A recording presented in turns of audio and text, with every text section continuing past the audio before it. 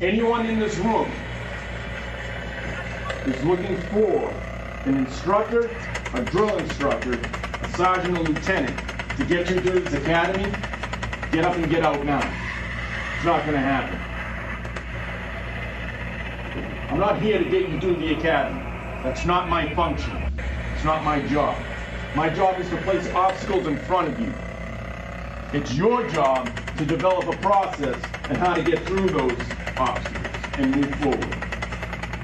My job is to make things uncomfortable.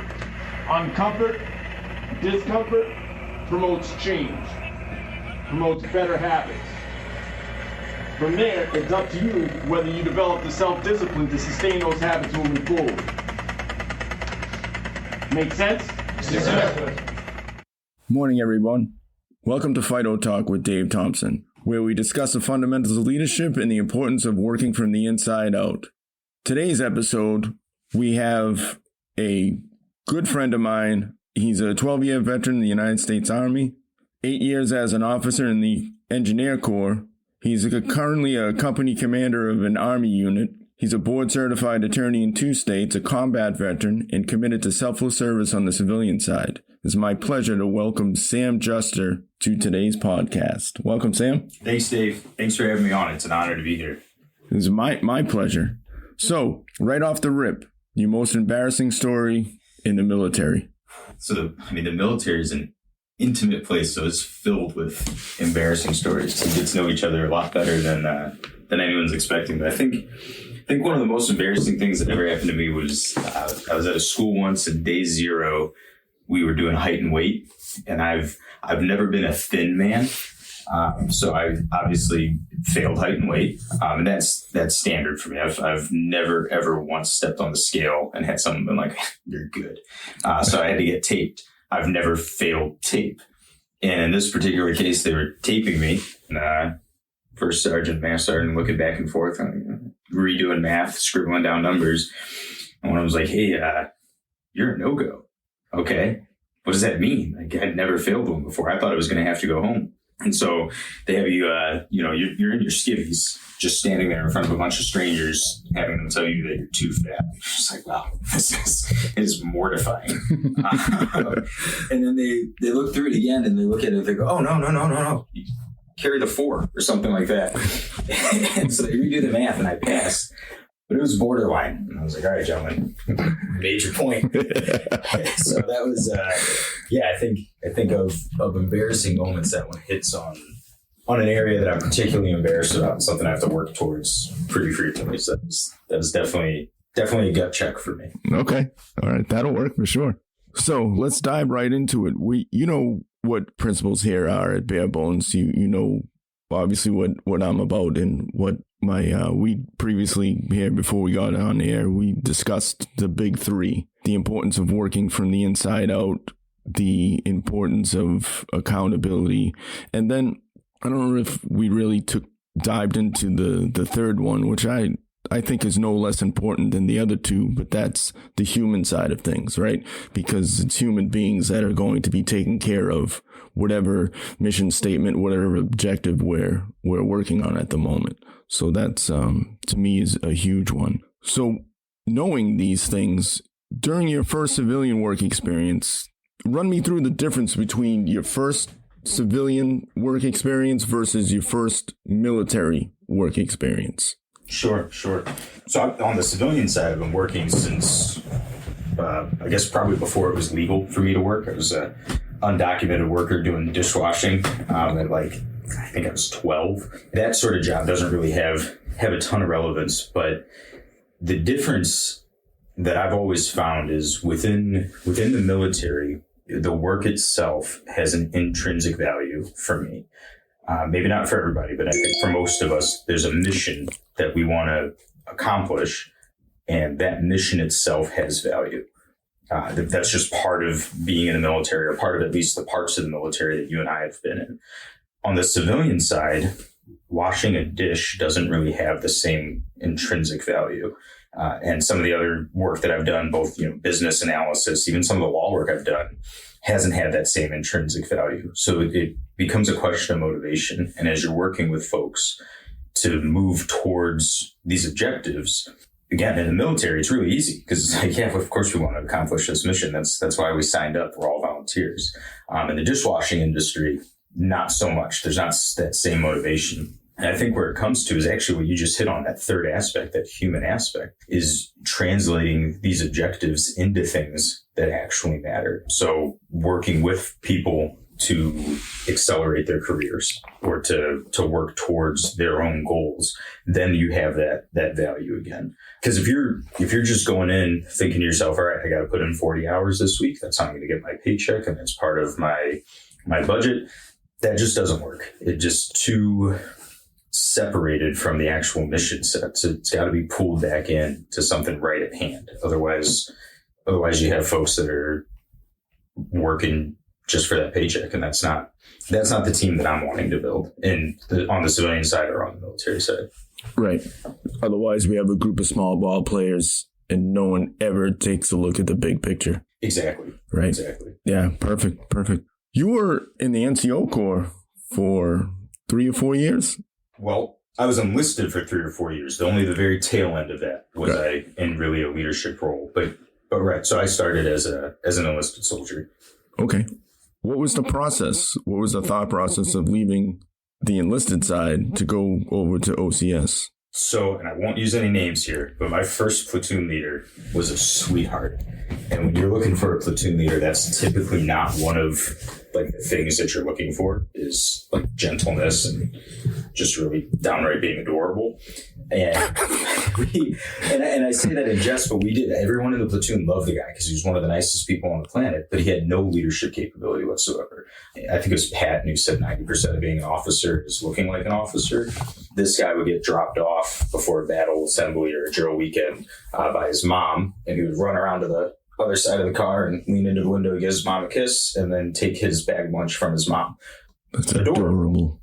But that is not someone we want to follow into combat. In fact, we had battle drills on how to protect the LT if we took contact, because he was, to quote my platoon sergeant, too sweet for combat. So I remember kind of venting with one of the leaders saying, how do we end up with this? Like, what are we doing here? And he's like, hey, you've got a degree. You have, that's in the Army's wisdom, that's all you need to go to OCS is a degree. And basically, very slight other things, basically never been in trouble. Why don't you go to OCS if you think you can do a better job? And it was really more of a challenge. Like, why don't you go do it? And so I did. And I went through Massachusetts National Guard's traditional OCS program. So it's an 18-month program of just grueling leadership training. And to this day, I would say it's the best leadership training I've ever received. I'm at the point now in my career where I'm being separated more and more and more from the ground mission and from like the line unit. And so sometimes I wonder if that was the most informed decision I made to go to OCS. But being in a leadership role is the most rewarding thing I've ever done. But now that that's not paired with executing a mission, I'm finding myself missing being more part of a line unit. So that kind of brings up something on my civilian work side as far as the disconnect as people ascend and, higher appointed leadership roles and things like that. What, in your estimation, or what would you do to kind of mitigate some of that disconnect because it's going to be there. Right. It's, I don't think you're ever going to completely get rid of it. But you can't go to the opposite end of the spectrum and kind of be a shell, a no-show, a figurehead. And really, that eliminates all kinds of accountability, responsibility, all things you need to progress in any organization. Sure. It's an excellent question that considering the amount of discomfort it gives me that I haven't pondered this before is kind of surprising. But that's a really good question. So I'm thinking ancient times, the kings would fight alongside their men, right? So you're talking the equivalent of a 4-star general would be part of the fight. That doesn't necessarily make sense today. Like, I don't know how you would replicate something like that. But I think that's the one extreme. And then the other extreme is this empty suit who is, looking at an Excel sheet with red cells and wants those cells to be green cells. Mm-hmm. And because he or she is saying, make these green, the next level down is saying, make these green, down and down and down until you get to the line unit. And that's the focus, is changing these metrics. So I think when I look at it, that would be the area to kind of start focusing on, is are we obstructing our progress or obstructing our sight picture as higher, looking at lower, by using these metrics because they're so readily available. So back in the day, there was no way to measure how quote unquote ready a unit was, certainly not with a computer because they didn't exist. But now that we have them and we can look up these numbers and we can run these metrics and these statistics, are we studying what matters? Are we looking at the right metrics? And then are we so focused on picking these things out and fixing them that we lose sight of what actually matters, but might be a little less easy to measure? Right. So you get into metrics and numbers, two-dimensional sheets, right, things like that. Seems like that's the main. As a commander, that's my biggest complaint, is that it seems like the main focus of the higher echelons are these two-dimensional sheets.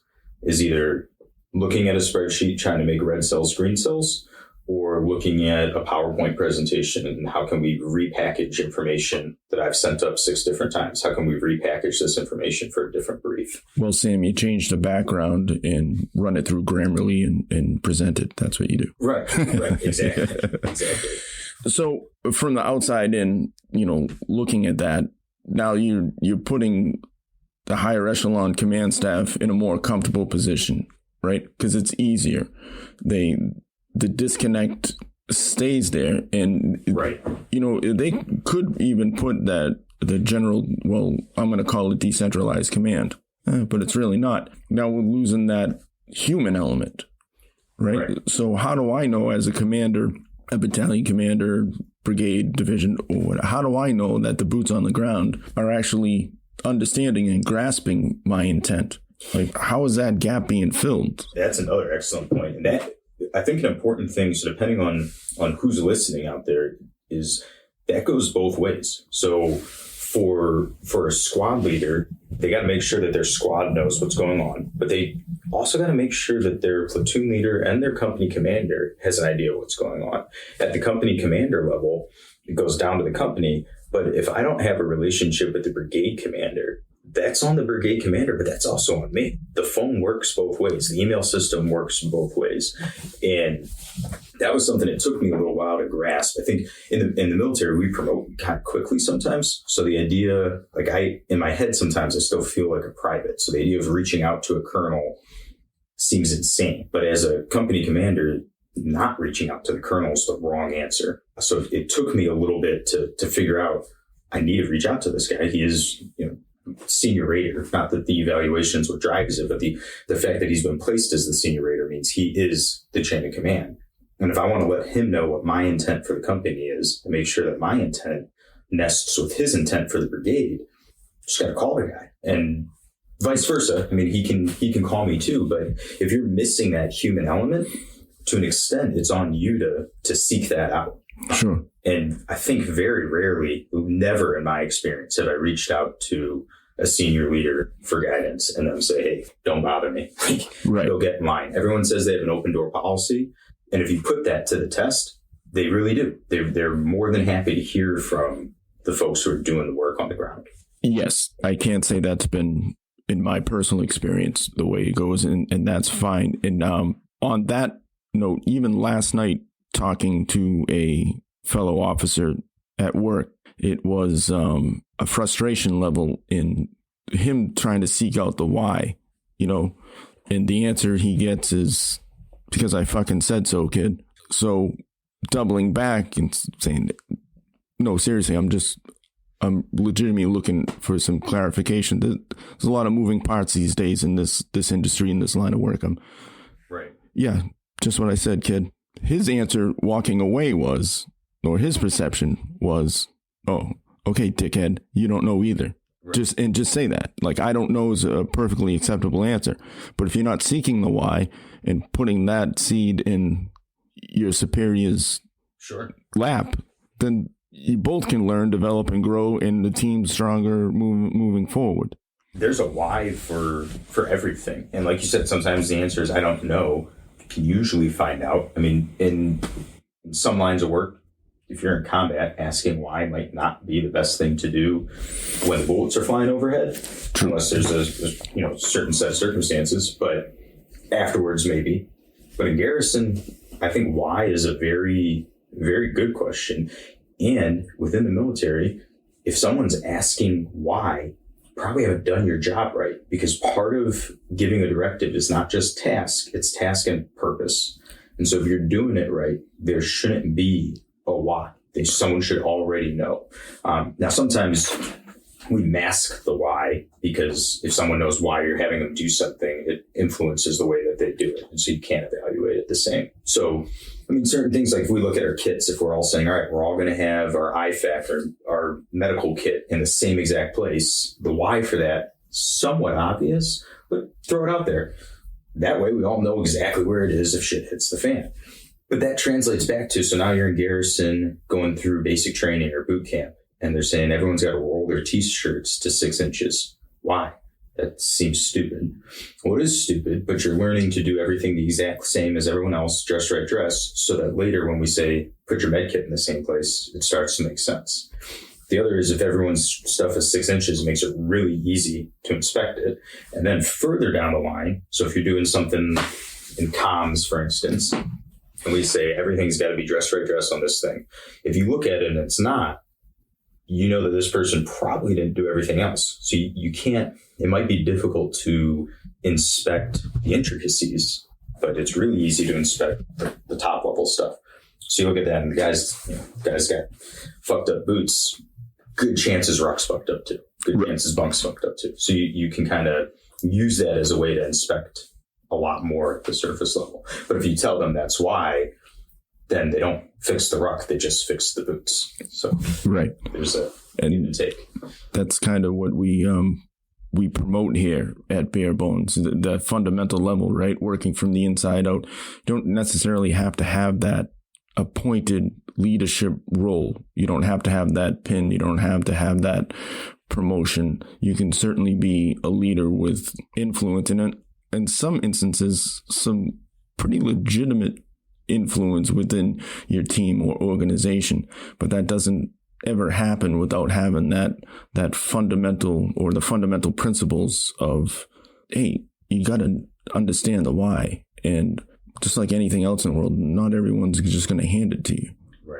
Right. So that's perfect. That's those lessons and those even back to boot camp and AIT and those lessons can be applied life-wide.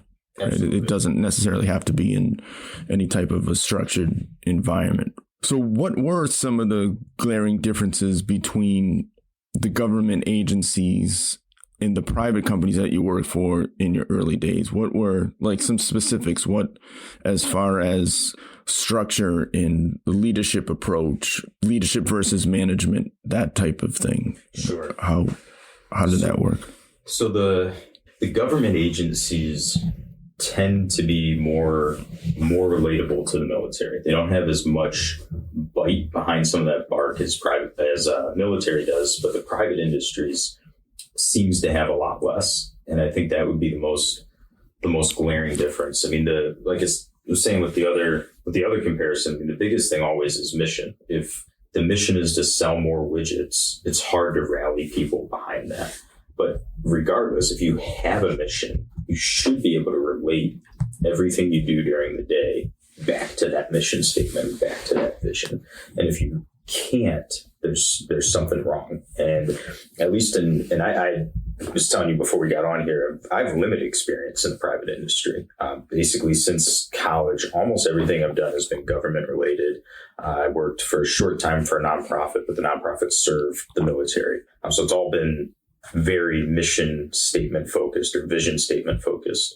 But in the little bits I've had here and there in the private industry, sometimes that mission statement gets lost. And you would think it wouldn't, right? If you're working for Ford, you would think the mission statement is sell more cars. But that hadn't always been my experience. It kind of became, the mission statement was almost, let's not interrupt the status quo. Let's keep keep up with this routine here. And you see that in the military too. But that was probably the biggest difference I would see on a regular basis. And like you were saying, the difference between leadership and management, it kind of goes back to that idea of being part of the team. So the manager manages a team but isn't really part of it, whereas the leader is an integral part of that team that everyone kind of rallies around. I mean, you can see that anywhere: private industry, government, military, sports teams. There's a marked difference between the leader and manager. So from my perspective, when I see somebody in a particular role, and I see it and still experiencing it now, I kind of equate it to punching in at a certain time, sitting down, having papers come across the desk. You get that, well, just putting out fires today, And then 8 hours later, you're punching out, moving on to the next thing, coming back to the small ball thinking, where there's nothing getting done to satisfy that big picture.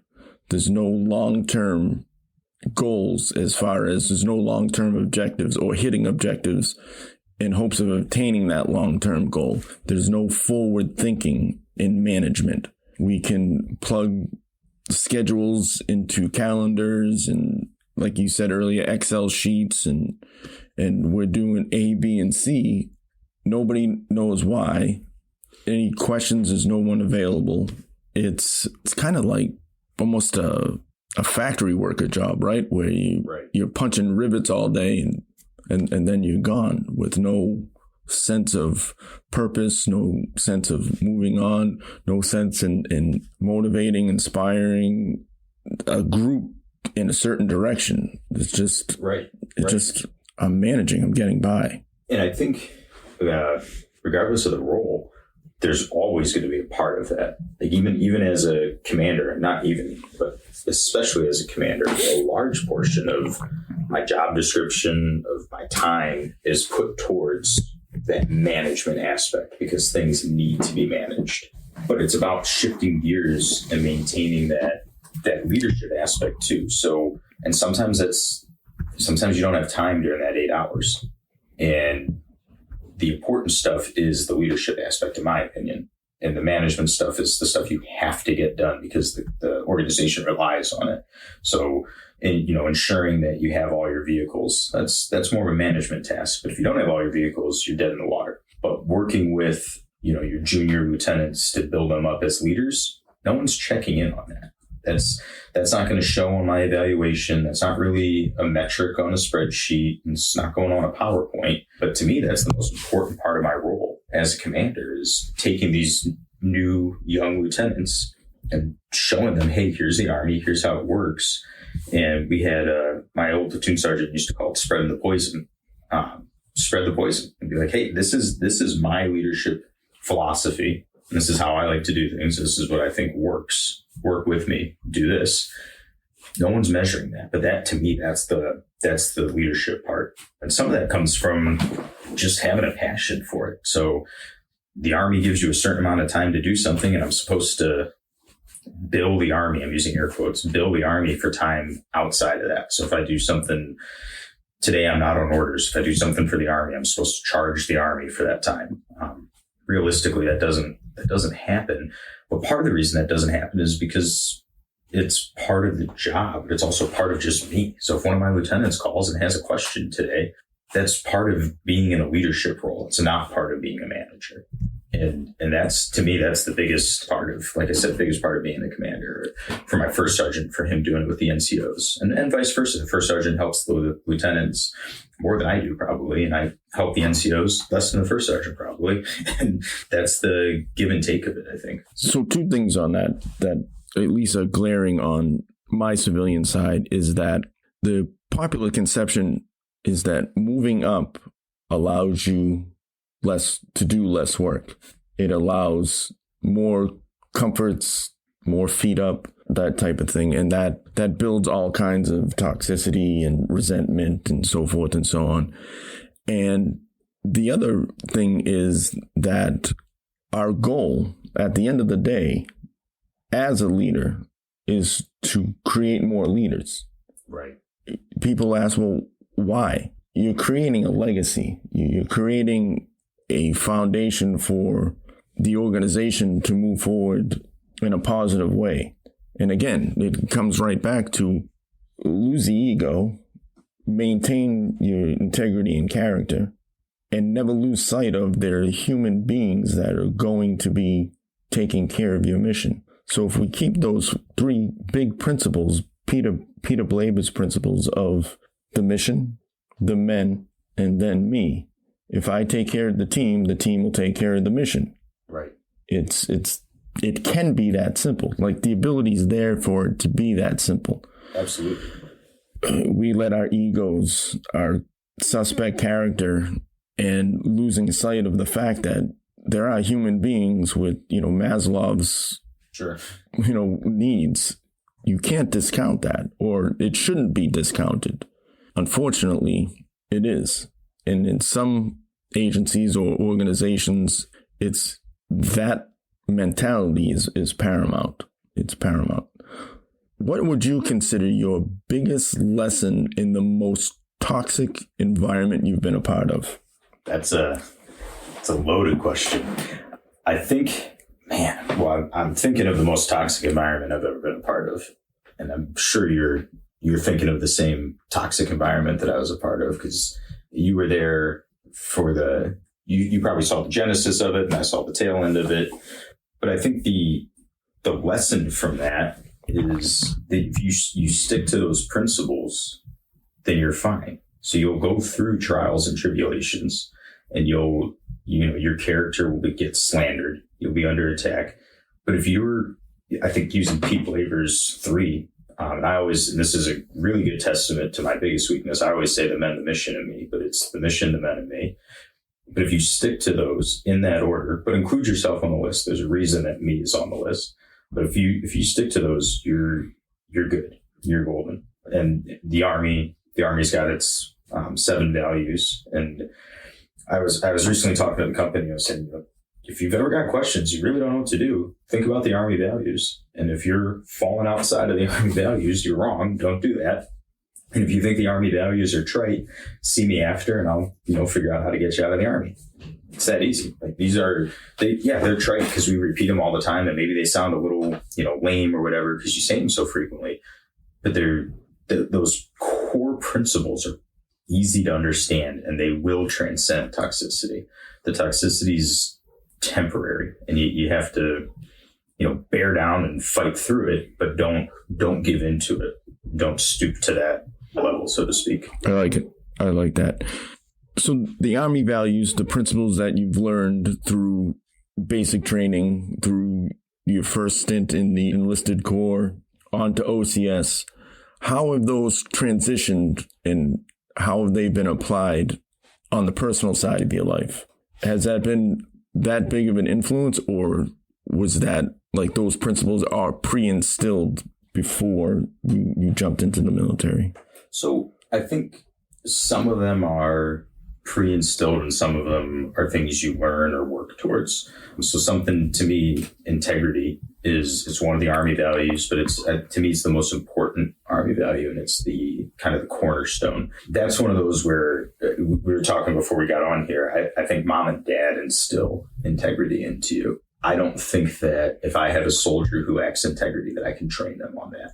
I don't think that I learned integrity from the Army. I think I came to the Army with that. Something along the lines of, personal courage. That's something I think you can work on. You can figure out how to get past your fears, whatever they are. Some of them are surface level, like I'm afraid of heights. Well, it's easy. Go to airborne school, go to air assault school, get over that fear. Even just hit the obstacle course more regularly, get over that fear. But some of the fears are more ingrained. Within the military, we always think that, the biggest fear is probably combat, and it's actually not.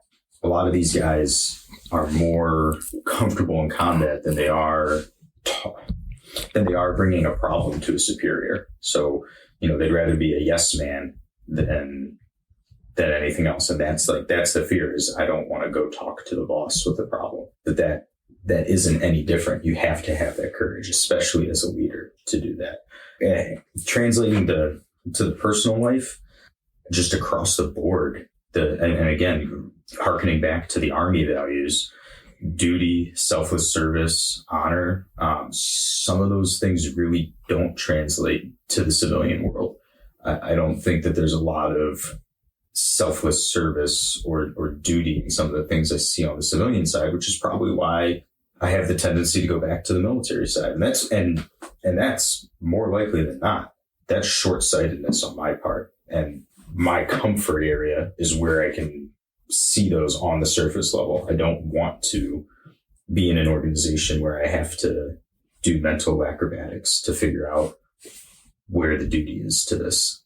So that's for me. I think the duty, if you're working in corporate America and you're doing that job, working the 9 to 5, and you're probably actually putting in like a 60-hour week to put food on the table for your family, and not just food, but provide them the finer things in life. There's a duty there. It's not one that is readily apparent to me. And that's kind of why I left the private industry for the military. I'd rather answer that call. I don't know if that makes sense or if that sounds naive, but no, not at all. That's always been, where I'm coming from. So in my experience, I look at it this way.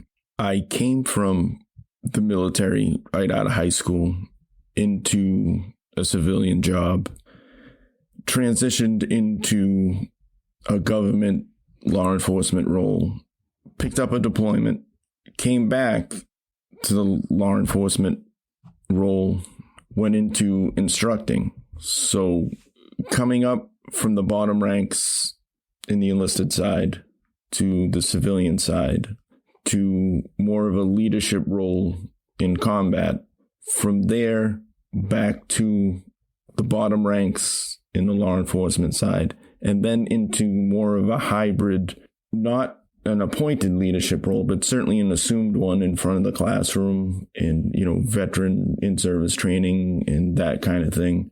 Now that I've left the instructing side, back to the bottom ranks. So maybe not completely full circle, but almost. So there is some ability to see a much bigger picture.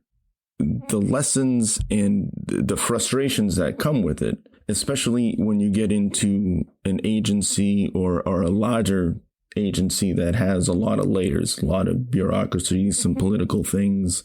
And for me, in my experience, I don't see how the mission, the team, and me, how those principles would never work.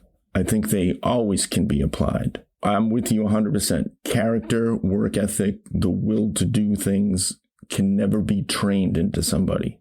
Given enough resources and time, I think anyone can be trained to a level. I don't think anyone has the inability, unless it's, physical and, that kind of pronounced type of thing. The frustration lies in, we train to time, not to standard. Get it done. Do this because I said so. These type of things. I don't know if it's a societal thing. I don't know if it's a culture thing, which I'm not a big fan of that word, culture, but I'm not sure what it is as far as a generational thing. Is it a home life thing? I can't put my finger on it. Don't have a solution. Hate to bring it up because at that point, I'm just bitching. Does that make sense? It does. Well, I think what you use the term layered. It is. It's definitely layered. And we deal with this in my company, in our larger organization. I deal with it on the civilian side. And I was talking with someone about it recently, and I think part of it is, when you start some of this training, you're training for pretty rote tasks, like digging a ditch. There's not a whole lot that goes into digging a ditch. There's a whole lot of elbow grease that goes into it, but there's really only so many ways you can do it. And so you train that, and it's really easy. But as that person gets promoted, and now we're talking about, all right, well, you're not just digging a ditch, you're digging a tank ditch. Okay, still relatively straightforward. We have a general idea. There's measurements. There's a reg for it. Now we're starting to talk about, where should the tank ditch be? And that is to me, that's where that break is. It's like, all right, well, now you're asking me to make a decision. So when you want me to dig the tank ditch, the only really decision I have is when to start, how long to do it for. There's not a whole lot that goes into the decision, but where it's supposed to be, now we're getting into critical thinking. And I think that's where we have our biggest break. And it goes back to the metrics, is how do you measure training towards critical thinking? And if you can measure it, what do you measure? I think a big part of it is giving people the opportunity to fail in a way that doesn't result in mission failure, but learning from it, seeing how to adjust fire. It's more practice than it is training. And you practice these things and you get better at the skill sets so that you can apply them in different situations. But that when you get into that level of being abstract and at higher levels where they want to be able to put numbers and get funding for things, you lose sight of what you're actually trying to do. And it's a tragedy, really, that as you go up, you're getting into more abstract areas of more abstract thinking, but you're also getting into more concrete metrics and more of a need for the numbers that go with it, and they just don't line up. Can we circle that back to the human element? So if I'm in a position where my directive is to dig the ditch, and I'm given discretion, here are your left and right limits. This is my intent for you to dig this ditch within these left and right limits. I'll come back to check on you in this time frame. Now, if I don't have any trust in your critical thinking, in your discretion, in your decision making, and then come back 10 minutes later, I want it 5 by 6, 3 feet, so forth and so on. I don't want you to use a spade. I want you to use a flat shovel. I want you to, and so forth and so on. The projection is, well, I don't trust you. I don't trust that you have the ability, the intelligence, the whatever, insert here, to get this mission done. That translates into, well, what am I here for? How do you mitigate that? And before we even get into the how do you mitigate it, I think the other part to recognize is that, so in that case you're saying I. So we'll continue with that and say if you're doing that, then you are training these guys to expect that. So then when you leave and the next leader comes along and is like, hey, go dig this ditch, they're paralyzed. Well, what should I use? How big should it be? The last guy breathed down my neck and told me to do everything like this. You're telling me that I need to figure this out on my own. So you breed this inability to function. Are you hearing a buzz? Okay. How do you mitigate that? Well, as the leader, I mean, and I think as the leader, it's all on you. Everything's on you when you're in charge of something. That's part of being in a leadership role. So if you're developing left and right limits that are too narrow, that's your fault. If you're developing left and right limits that are too broad, that's your fault. Some of that comes down to knowing your guys. You can have, one of the best things you can see on an NCOER or an OER is a fire and forget NCO. And that's basically saying, all right, I give this guy a task, very broad left and right. I come back and the task is done. It's on you to know those people, to know who that is. Is Private so-and-so a fire and forget private? Is Sergeant so-and-so someone that I need to breathe down their neck and say, hey, here's exactly what I'm looking for. Times New Roman, 12-point font, double-spaced, single sheet of paper. And it depends. It depends on the person, depends on their experience level. And it obviously depends on the mission as well. If there is room for creativity, and there usually is, but where that comes from. So if you say, hey, I want a ditch, and somebody comes back with a burn, that's probably a little too creative. True. So in certain industries, in certain agencies and organizations where you get into things that put people in danger, combat missions, certain law enforcement agencies, first responders, if that approach is prominent, that indecision leads to hesitation, leads to people getting hurt, leads to just a snowball effect of bad things happening. To micromanage that, in my experience, is nothing but detrimental. And it's not only, if it's detrimental to the team member, it's inherently detrimental to the overall mission. It's a practice and approach it's unproductive. And in certain aspects, it can be damn dangerous. It really can. There's a quote out there, give someone a task and then be surprised with their creativity and how to accomplish it. Was it Patton? I think so. Yeah. Don't quote me on it. No, Patton was a hell of a leader. Dickhead of a man, but, a real asshole. Can't slap people in the hospital. But yeah, I think with certain approaches, so if we too, as an individual, if we are looking for that empathy when we seek the why and things like that, and this is a lesson that I'm starting to really dig into and try to learn and apply, is that I have the benefit of some of the best NCOs ever when we know who they are. I have the benefit of some of the worst NCOs. We know who they are. And the same with some officers, some commanders who were and still are tremendous leaders. So I have that experience and I bring to the table on the civilian side or wherever I am. I have that. That's a huge benefit. Now, the people I answered to, light dawns on Marblehead, they don't have the benefit of that experience. They're bringing to the table whatever examples, whichever learning mechanisms or whatever they've been through to bring to the table. My way's a way. It'll never be the way, but it's a way. Is it a better way? It's not up for me to say. At this point, I can try to influence the outcome of the objective by getting clarifications, satisfying my why, voicing my thoughts, and then, but at the end of the day, I still have to, as long as it's a lawful directive, I still have to execute and then go from there. And that might not result in a successful mission or an excess, gaining that objective or doing it. It might not work, but what it does do on a personal level, that satisfies my process. I've done all I could. I've maintained my integrity. I checked my ego at the door.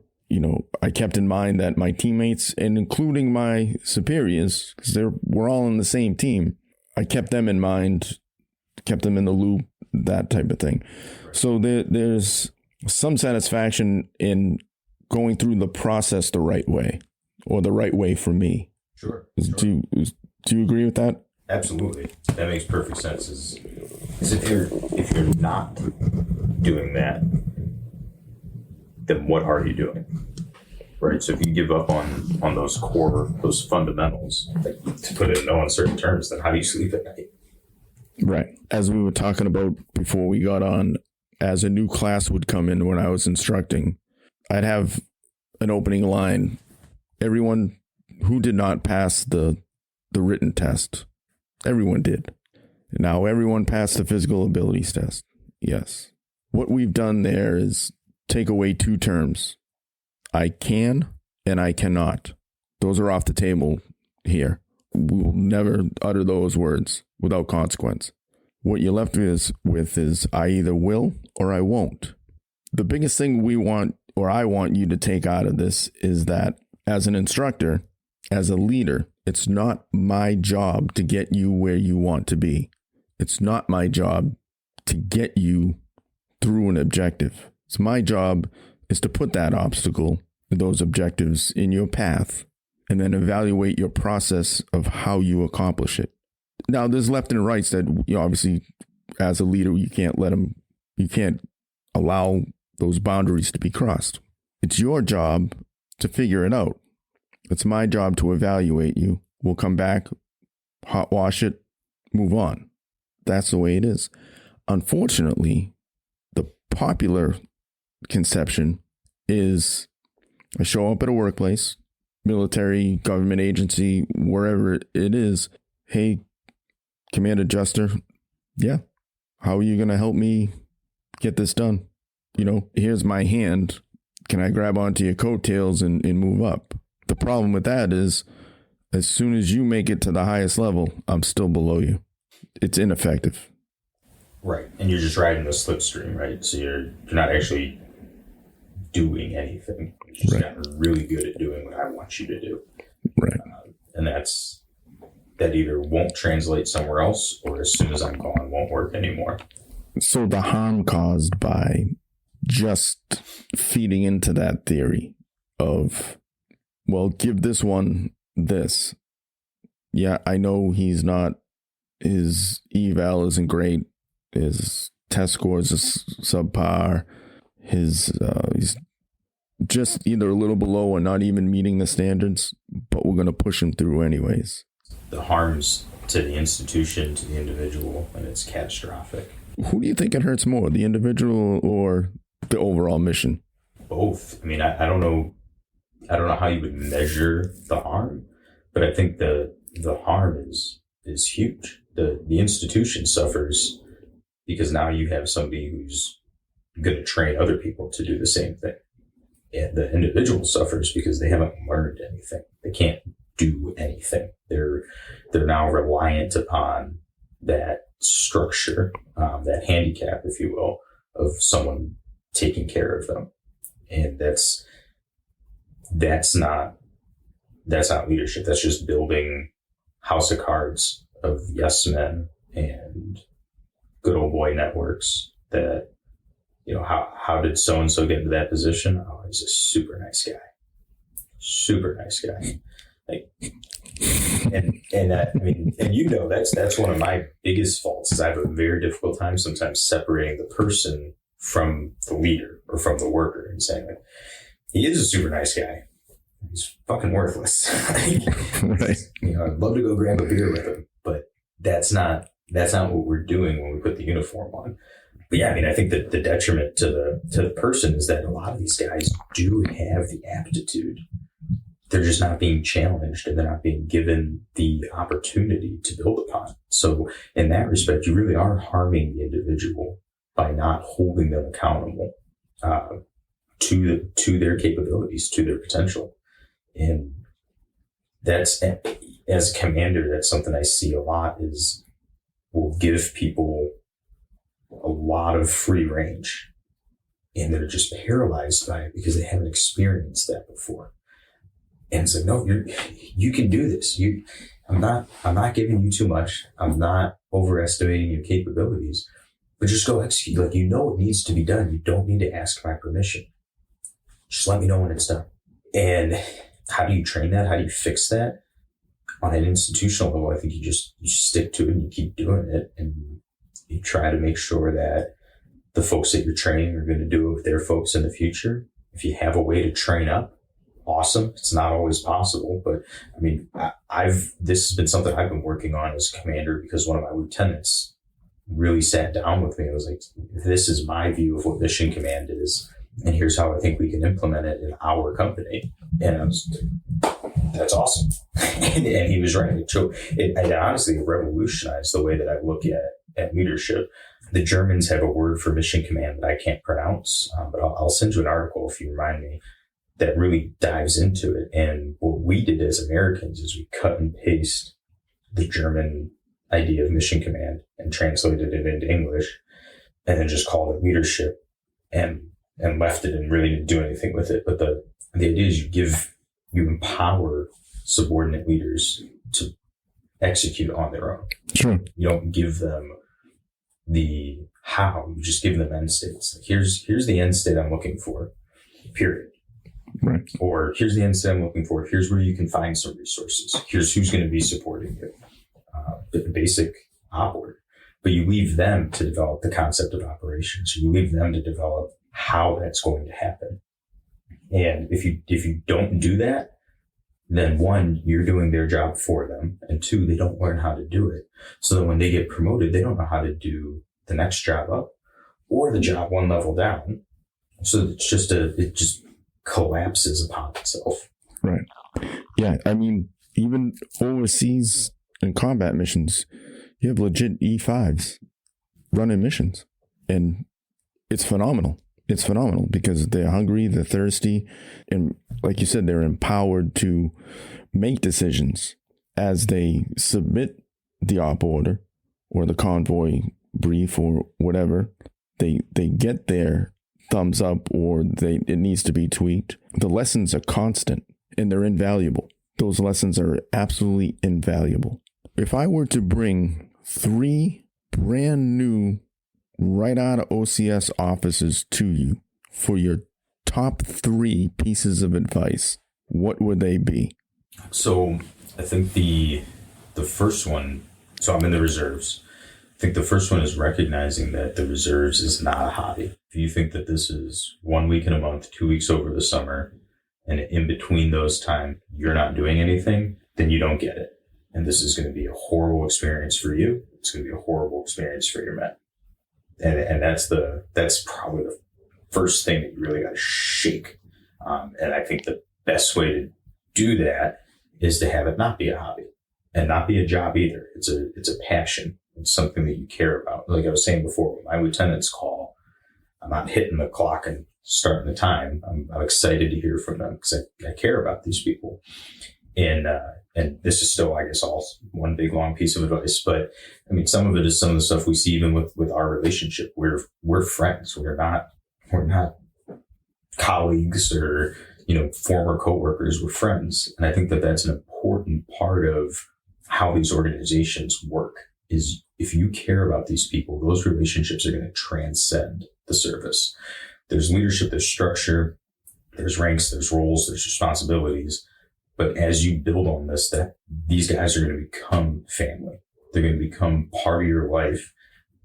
And that's important. It's not a bad thing. The Army's got rules and regulations on it. Like we can't, if I've got an NCO, he and I can't go start a business or we can't live together. Cool, Roger, checking.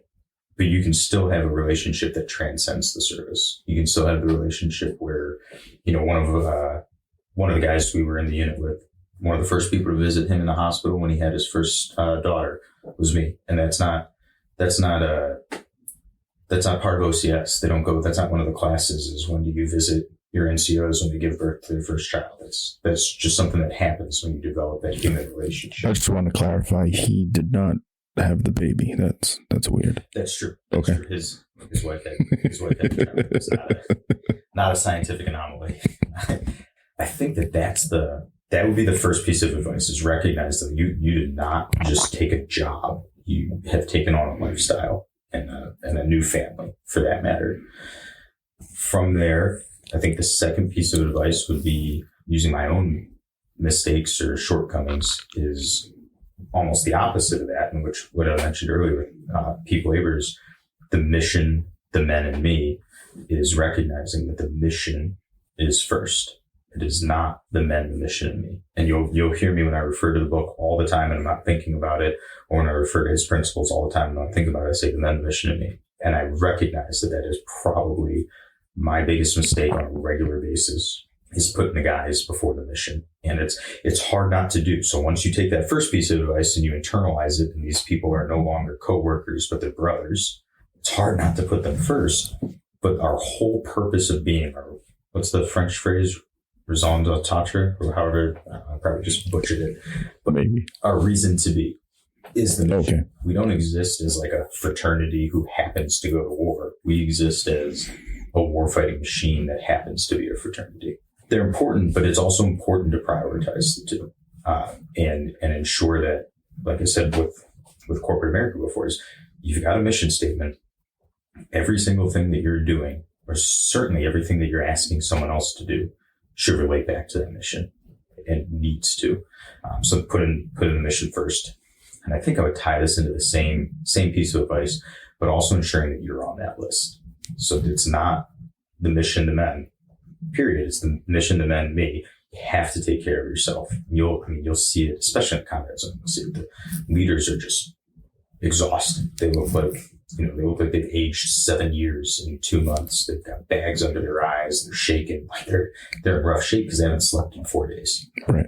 Or in 40 days. And if you do that, you're just letting your guys down because they're relying on you to make the big decisions or to stand in front of them when somebody else is making a bad decision. Right. So you have to take care of yourself. And that's That's an easy one to forget. And it's important to have people remind you of that. I think I'm actually pretty good about taking care of myself, but I see it with some of my NCOs who don't, who they're dedicating all of their time to the soldiers.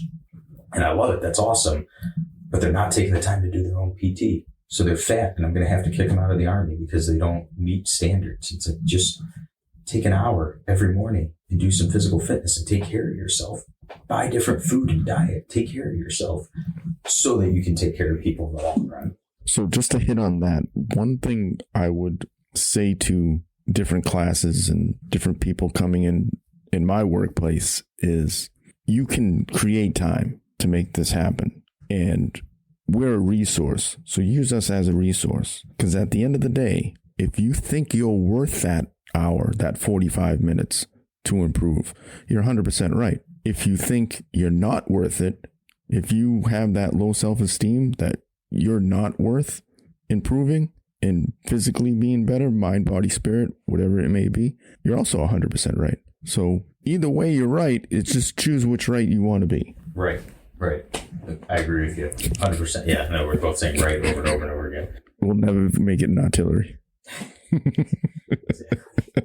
Or politics. No, that's dead on. If you take value in yourself, it'll reflect to others as well. So not only are you right about yourself, but other people will see that too. And I think, like I was saying before, I know we're not on camera here, but for folks who don't know me, I am not a thin man. No one has ever worried that I'm not putting food on my own table. But you're certainly not fat. Right. And I have been, though.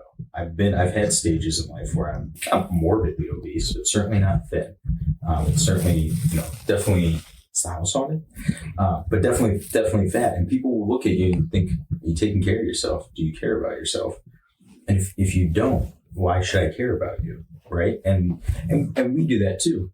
Human nature. But if you see somebody who's just a schlub, everything just disorganized mess and hair all over the place, pants are half undone, shirts untucked.